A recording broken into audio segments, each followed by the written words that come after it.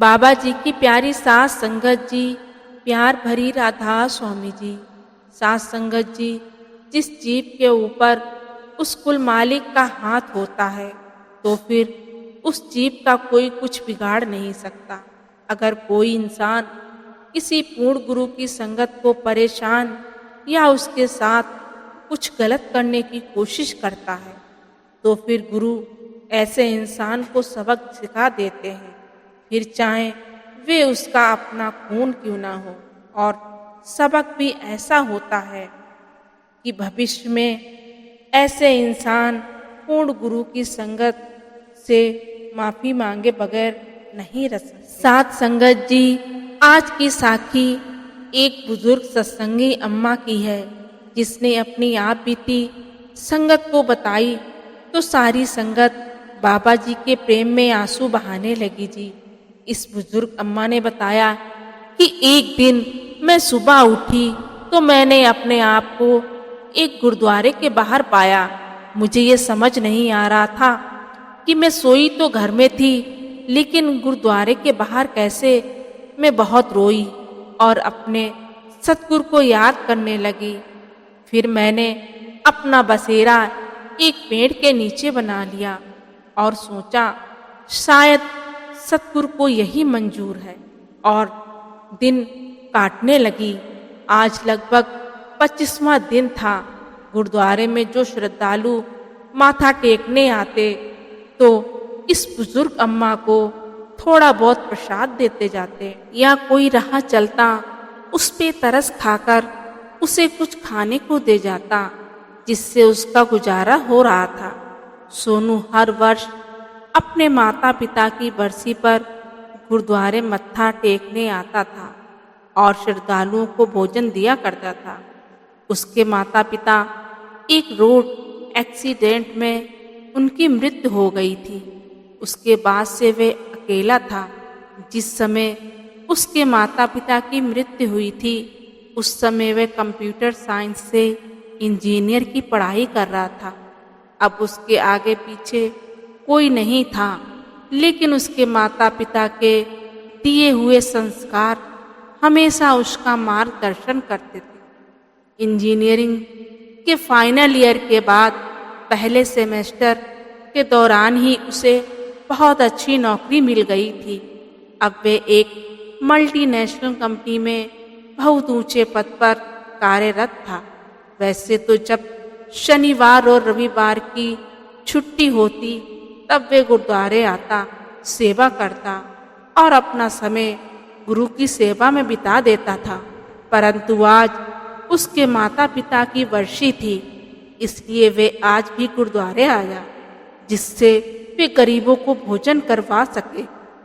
सभी को खाना देने के बाद उसकी नज़र पेड़ के नीचे बैठी हुई बुजुर्ग अम्मा की ओर गई। सोनू को बुजुर्ग अम्मा के चेहरे पर एक अजीब सा आकर्षण और स्नेह नजर आया। शायद वे हर बूढ़ी औरत में अपनी माँ और दादी को ही ढूंढता था। वे बड़े प्यार से उस बुजुर्ग अम्मा को देखने लगा। फिर अम्मा के पास जाकर बोला, अम्मा खाना खाओगी? लेकिन बुजुर्ग सत्संगी अम्मा काफी उदास थी, शायद इसलिए उसने कोई जवाब नहीं दिया।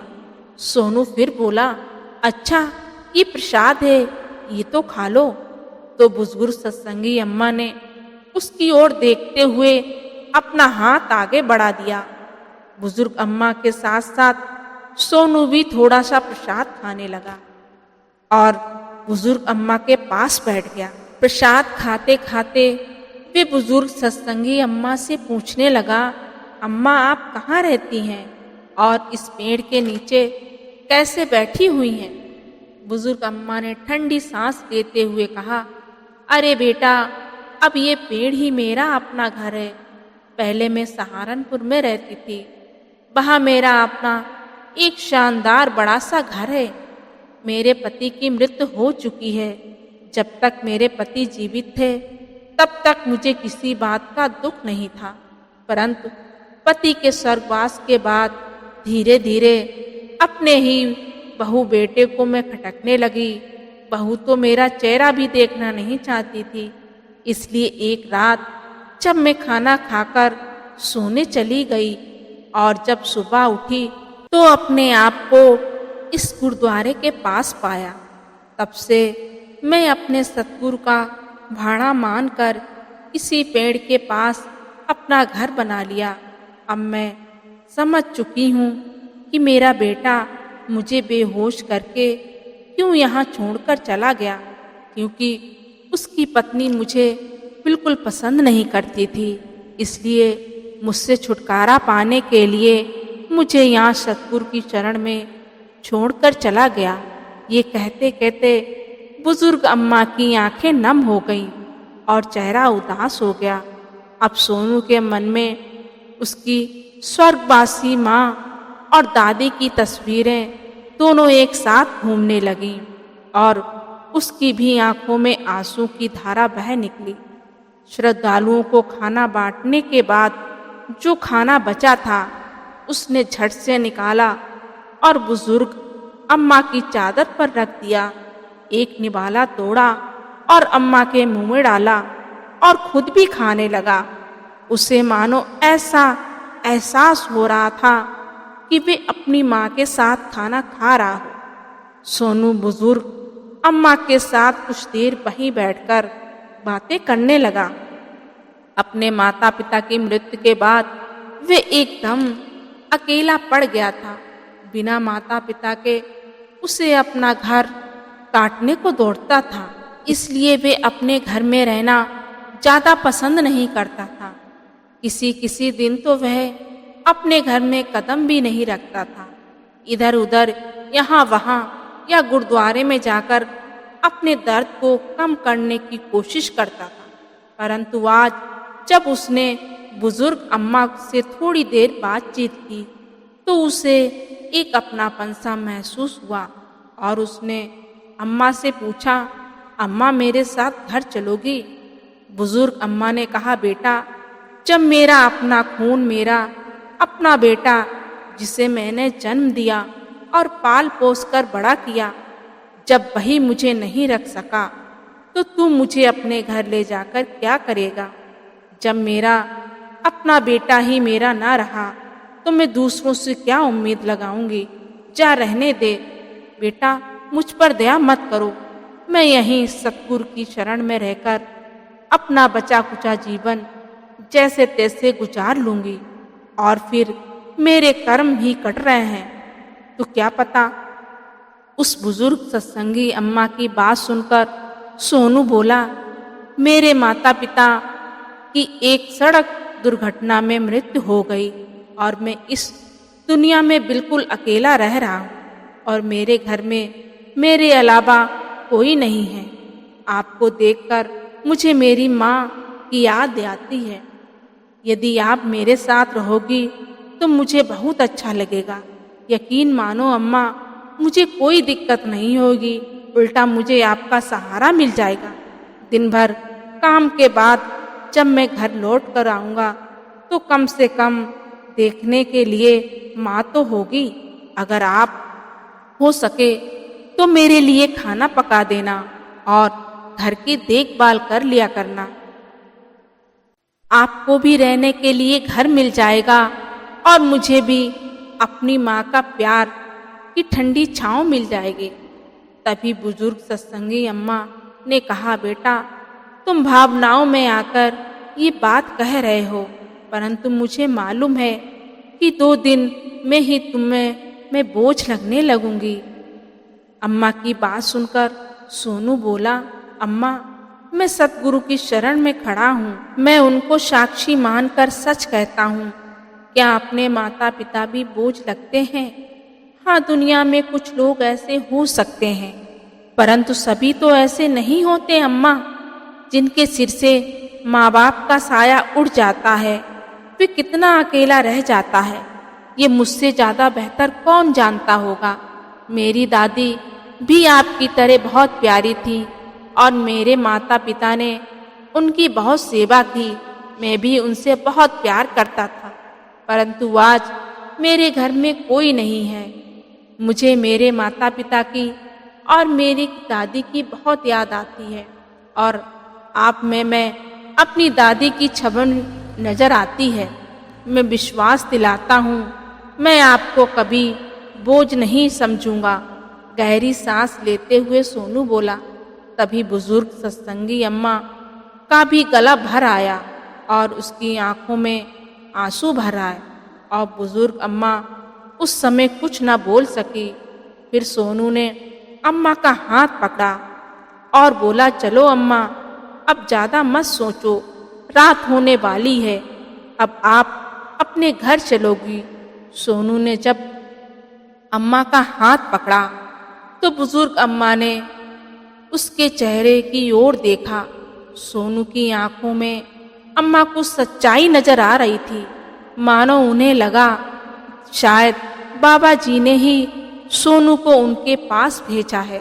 सोनू ने अम्मा को अपनी बाइक पर बिठाया और उन्हें अपने घर ले आया।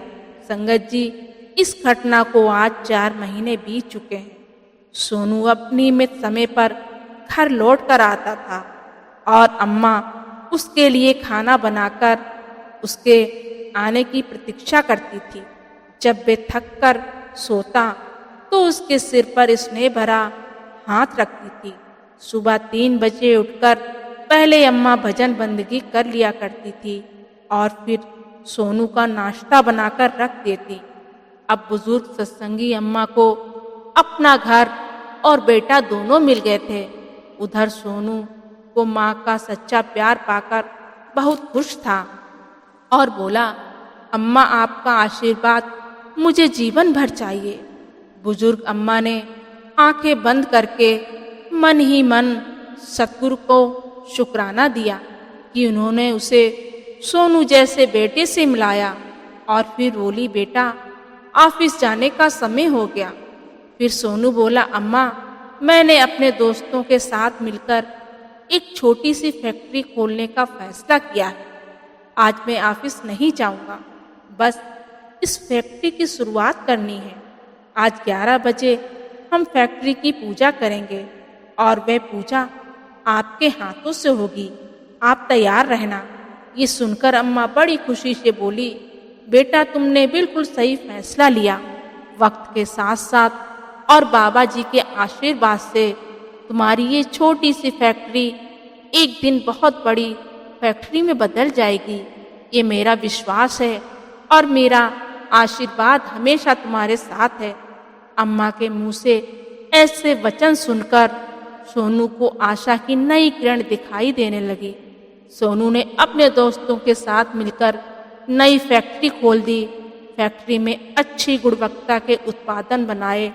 उन सभी की मेहनत के कारण फैक्ट्री की प्रगति बड़ी तेजी से हो रही थी। अब सोनू एक और नई फैक्ट्री शुरू करने का विचार कर रहा था, जिस कारण वे और ज्यादा व्यस्त होता जा रहा था। एक दिन अम्मा बोली, बेटा, तुम तो अपने जीवन में बहुत ज्यादा व्यस्त होते जा रहे हो, परंतु एक बात याद रखो, केवल काम ही जीवन का उपदेश नहीं होता। काम के लिए भी एक सहारे की आवश्यकता होती है। क्यों ना एक अच्छी सी लड़की ढूंढकर तुम्हारी शादी कर दी जाए। अम्मा की बात सोनू को भी उचित लगी। वो बोला, अरे हाँ अम्मा, अपनी जिंदगी में इतना ज्यादा व्यस्त हो गया कि इस बारे में कभी बात करने का समय ही नहीं मिला। बुजुर्ग अम्मा बोली, मेरी निगाह में एक लड़की है, सरिता, जो बहुत अच्छी है। फिर बातचीत होकर सोनू और सरिता की शादी हो जाती है। सोनू को सरिता के रूप में बहुत अच्छा जीवन साथी मिल जाता है, जिस कारण उसकी फैक्ट्री की शाखाएं अब देश के अलग अलग शहरों में स्थापित हो गईं, जिसमें हजारों कर्मचारी कार्यरत थे। उधर बुजुर्ग सत्संगी अम्मा का बेटा रमेश, जो बूढ़ी अम्मा को दर दर की ठोकरें खाने के लिए छोड़ गया था, अब वे रह रहकर अपराधबोध से ग्रसित होता जा रहा था और अपनी निष्पाप और निरपराध माँ के साथ किए गए व्यवहार उसे पल पल झकझोर रहा था। समय के साथ साथ उसका ये अपराध भी बढ़ता जा रहा था। अपने घर के झगड़ों से दुखी होकर और अपनी पत्नी के साथ सुखी जीवन जीने की चाह में उसने अपनी माँ का त्याग कर दिया। परंतु उस दिन के बाद उसे उसका अंतर्मन में हाहाकार कर रहा था, जिससे वे किसी से भी साझा नहीं कर पा रहा था। अब उसके घर में केवल उसकी पत्नी का ही हुक्म चलता। वह अपने मन की मर्जी के अनुसार खर्च करती और दुकान से मनमर्जी का पैसा निकालती और खर्च करती। अब बिजनेस में से लगातार पैसे निकालने की वजह से उसका जमा जमाया बिजनेस, जो कि उसके पिताजी ने खड़ा किया था, वह अब घाटे में जाने लगा। अतः उसे दुखी होकर अपनी दुकान बंद करनी पड़ी। दुकान बंद होते ही कुछ दिन बड़ी कठिनाई में गुजरे। अब रमेश और उसकी पत्नी को अपनी माँ के साथ किए अपराध याद आने लगे। एक दिन रमेश का मित्र, जो एक बड़ी कंपनी में काम करता था, उसने अपनी सिफारिश पर उसकी नौकरी अपनी कंपनी में लगवा दी और इस तरह रमेश के जीवन की गाड़ी थोड़ी थोड़ी चलने लगी।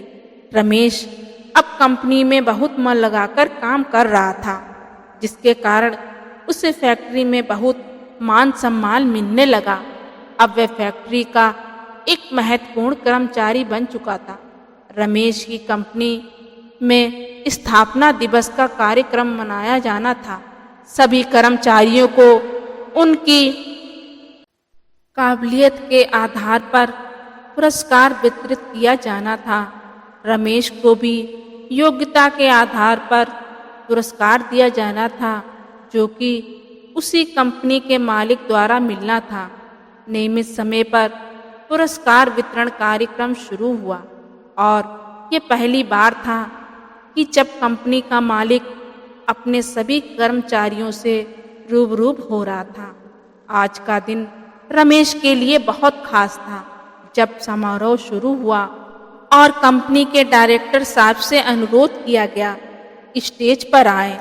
जब वे स्टेज पर आए और कहने लगे, आज हमारी कंपनी के लिए बहुत बड़ा दिन है, परंतु आज हमारी कंपनी जिस स्थिति में है वह केवल और केवल हमारी अम्मा जी के आशीर्वाद से है।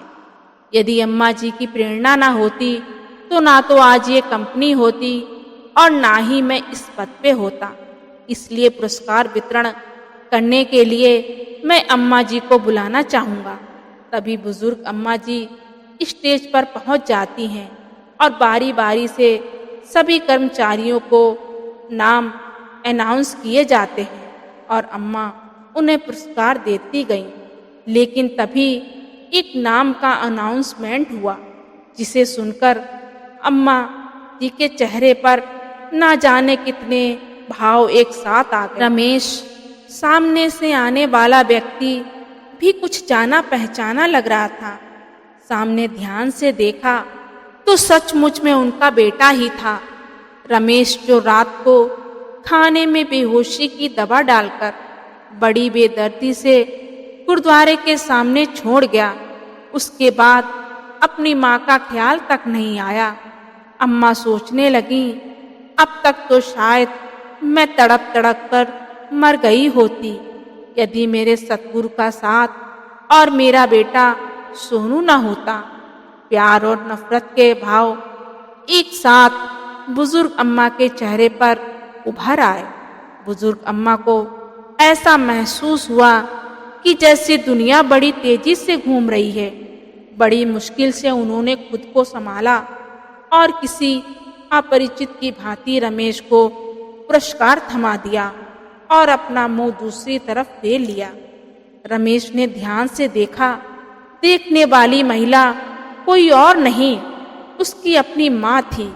देखते देखते रमेश को पसीने छूटने लगे और वह अपनी माँ के पैरों में गिर पड़ा। उसे विश्वास नहीं हो रहा था कि उसकी माँ, जिसे वे दर दर भटकने के लिए छोड़ दिया था, आज वे इतने बड़े साम्राज्य की मालकिन है। रमेश ने अपनी माँ से हाथ जोड़कर माफी मांगी और कहा, मेरे साथ चलोगी अपने घर? तब बुजुर्ग अम्मा बोली, कैसा घर, कैसी माँ? बेटा तो उसी दिन मर चुका था जिस दिन वह मुझे बेहोशी हालत में गुरुद्वारे के बाहर छोड़कर चला गया। आज ना मैं तुम्हारी माँ हूँ और ना तुम मेरे बेटे। ये कहकर बुजुर्ग अम्मा जी पुरस्कार वितरण को बीच में छोड़कर अपनी कुर्सी पर जाकर बैठ गईं। रमेश माफी मांगता रहा, लेकिन बुजुर्ग अम्मा ने उसकी तरफ देखा तक नहीं और सोनू के साथ वापस घर चली गई। सास संगत जी, जब ये बात बुजुर्ग सत्संगी अम्मा ने संगत को बताई तो सबकी आंखों में आंसू आ गए थे। सब कह रहे थे कि सतगुरु अपनी संगत की हमेशा संभाल करते हैं। कभी भी उनका बुरा वक्त चल रहा हो तो उनका साथ नहीं छोड़ते, साथ देते हैं। वास्तव में सतगुरु किसी न किसी को हमारी मदद करने भेज देते हैं और जो कोई भी बुरा करता है तो उसको सही सबक भी सिखा देते हैं। साथ संगत जी, इसी के साथ मैं आज की साखी को यहीं विश्राम देती हूँ। मिलते हैं एक और नई रूहानी भरी साखी के साथ। अगर आपने अभी तक हमारा चैनल सब्सक्राइब नहीं किया तो बेनती है हमारे चैनल को सब्सक्राइब करें जी। गुरु प्यारी सास संगत जी, राधा स्वामी जी।